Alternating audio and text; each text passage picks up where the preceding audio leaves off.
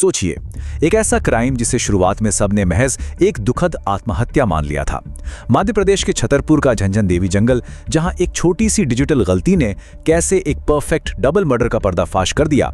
आज के इस एक्सप्लेनर में हम इसी रोंगटे खड़े कर देने वाले मामले की गहराई में उतरेंगे। चलिए बिना देरी किए सीधे इस रहस्य में प्रवेश करते हैं। अब सबसे पहले एक बहुत बड़ा सवाल उठता है।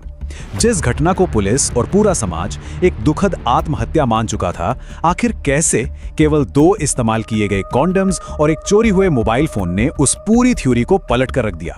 मतलब एक परफेक्ट क्राइम आखिर कैसे एक्सपोज हुआ? यही वो पहेली है जिसे आज हम सुलझाने वाले हैं। चलिए इस घटना की शुरुआत पर नजर डालते हैं। तारीख थी 25 अगस्त 2017। झंझन देवी का घना जंगल था और एक किसान वहां से गुजर रहा था। तभी उसके कुत्ते को कुछ ऐसा मिला जिसने सबके होश उड़ा दिए। एक सड़ चुका इंसानी हाथ। जब पुलिस वहां पहुंची तो पता चला कि करीब 200 मीटर के दायरे में इंसानी कंकाल और हड्डियां बिखरी पड़ी हैं। और हैरान करने वाली बात यह थी कि ये हड्डियां एक नहीं बल्कि 2 अलग-अलग इंसानों की थी। इस पूरे घटनाक्रम की टाइमलाइन को जरा ध्यान से समझते हैं।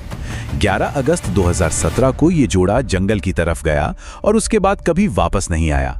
लेकिन सबसे चौंकाने वाली बात यह है कि 12 से 24 अगस्त के बीच, यानी पूरे 14 दिन तक किसी ने कोई पुलिस कंप्लेंट या एफआईआर दर्ज नहीं कराई। ऐसा क्यों? क्योंकि दोनों अलग अलग जातियों से थे और परिवारों को लगा कि बदनामी हो जाएगी, शायद वो दोनों घर से भाग गए हैं। समाज के इसी डर ने एक बहुत ही क्रिटिकल समय बर्बाद कर दिया और आखिरकार 25 अगस्त को उनकी लाशें मिली। अब जरा सोचिए, क्राइम सीन पर पुलिस को क्या क्या मिला होगा। वहां एक बीएससी फाइनल ईयर का बैग, लड़की के सैंडल और कपड़े और लड़के का एक ब्रेसलेट पड़ा था। इन्हीं चीजों से उनकी पहचान हो सकी। इसके अलावा वहां सल्फाज जहर की एक खाली शीशी मिली और सबसे अजीब चीज, 2 इस्तेमाल किए गए कंडोम। लेकिन रुकिए, जो चीजें वहां से गायब थीं वो और भी रहस्यमयी थीं। दोनों के मोबाइल फोन, पैन कार्ड, आधार कार्ड और एटीएम कार्ड, ये सब वहां नहीं। कहा, मैं तो बस जंगल गया था, मैंने वहां लाशें देखी और बस वो मोबाइल फोन उठा लिया। मेरा इसमें कोई और रोल नहीं है। शुरुआत में तो पुलिस ने एक पल के लिए उसकी इस कहानी पर यकीन भी कर लिया था। लगा कि शायद ये सिर्फ एक साधारण चोर है जिसे मौके का फायदा उठाना था। लेकिन जब पुलिस ने गहराई से छानबीन की तो सच्चाई कुछ और ही निकली। जो देवेंद्र खुद को एक साधारण बेगुनाह गांव वाला बता रहा था, उसकी कहानी तब झूठी पड़ गई जब पता चला कि वो कोई राहगीर नहीं था। वो पास के ही एक फार्म हाउस में पिछले 15 सालों से काम करने वाला एक वफादार नौकर था। और उस फार्म हाउस का मालिक कौन था? राकेश गिरी। अब पुलिस के रडार पर 2 मुख्य संदिग्ध आ चुके थे। भाग 3, झूठ का पर्दाफाश और विज्ञान की ताकत। दोनों संदिग्धों के बयानों में भारी विरोधाभास था, जिसे तोड़ने के लिए आखिरकार पुलिस ने साइंस का सहारा लिया। पुलिस ने यहां एक मास्टर स्ट्रोक खेला। उन्होंने देवेंद्र और उसके मालिक राकेश दोनों का डीएनए सैंपल लिया और उसे सागर की फोरेंसिक लैब में भेज दिया। इसका मकसद बहुत साफ था, क्राइम सीन से मिले उन 2 इस्तेमाल किए गए कॉन्डोम के डीएनए से इन दोनों का मिलान करना। ये बिल्कुल वो पल था जिस पर इस पूरे केस का भविष्य टिका हुआ था। तो अब धड़कने बढ़ाने वाला सवाल ये था कि आखिर वो बायोलॉजिकल सबूत था किसका? क्या वो किसी तीसरे अनजान इंसान का था, या फिर शक की सुई बिल्कुल सही दिशा में घूम रही थी?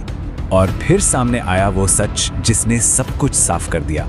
फोरेंसिक रिपोर्ट ने कंफर्म किया कि कॉन्डम से मिला डीएनए देवेंद्र रॉय और उसके बॉस राकेश गिरी दोनों से एकदम परफेक्ट मैच कर गया। ये इस इन्वेस्टिगेशन का सबसे बड़ा क्लाइमैक्स था। अब विज्ञान ने साबित कर दिया था कि वो दोनों उस वक्त महज वहां मौजूद नहीं थे, बल्कि इस जघन्य अपराध में सीधे तौर पर शामिल थे। उनके पास अब कोई बहाना नहीं बचा था। भाग 4, 11 अगस्त की खौफनाक रात। डीएनए रिपोर्ट सामने आते ही मुजरिम टूट गए।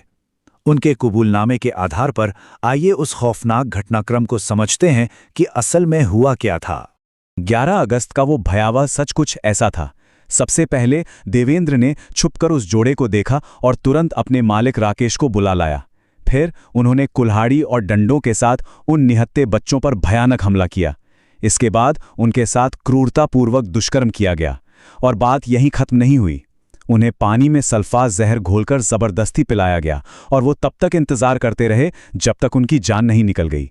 आखिर में उनके मोबाइल, आईडी और 2,500 रुपए लूटे और वहां से चलते बने। रोंगटे खड़े कर देने वाली दरिंदगी।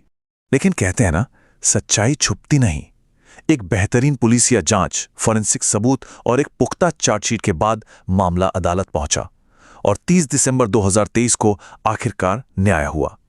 पुलिस की मेहनत रंग लाई और अदालत ने अपना ऐतिहासिक फैसला सुनाया। और जानते हैं इस नंबर 2 का मतलब क्या है? अदालत ने देवेंद्र रॉय और राकेश गिरी दोनों ही दोषियों को उनके इस खौफनाक अपराध के लिए दोहरे आजीवन कारावास की सजा सुनाई। जी हां, एक नहीं बल्कि 2 बार उम्र कैद। ये सजा खुद बयां करती है कि उनका अपराध कितना जघन्य और अमानवीय था। इस पूरे मामले को अगर हम ध्यान से समझें तो कुछ बहुत अहम बातें सामने आती हैं। पहला, समाज का डर। अलग अलग जातियों की वजह से बदनामी के डर ने परिवारों को तुरंत पुलिस के पास जाने से रोक दिया।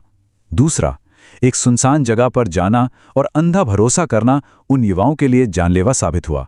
और सबसे जरूरी पहलू, डिजिटल ट्रैकिंग और डीएनए सबूत। यही वो असली हीरो थे जिन्होंने सच को बाहर निकाला और कातिलों को सलाखों के पीछे पहुंचाया। इस एक्सप्लेनर को खत्म करने से पहले जरा एक बात सोचिए। जब समाज में बदनामी का डर सच्चाई की तलाश से ज्यादा भारी पड़ने लगता है, तो ऐसे न जाने कितने परफेक्ट क्राइम्स अनसुलझे ही रह जाते होंगे। साक्षी और मोनू के केस में साइंस और पुलिस की मुस्तैदी ने न्याय जरूर सुनिश्चित किया, लेकिन ये केस हम सबके लिए एक बहुत बड़ा सबक छोड़ जाता है। आज के इस विश्लेषण में हमारे साथ जुड़ने के लिए धन्यवाद। सीखते रहिए और जागरूक रहिए।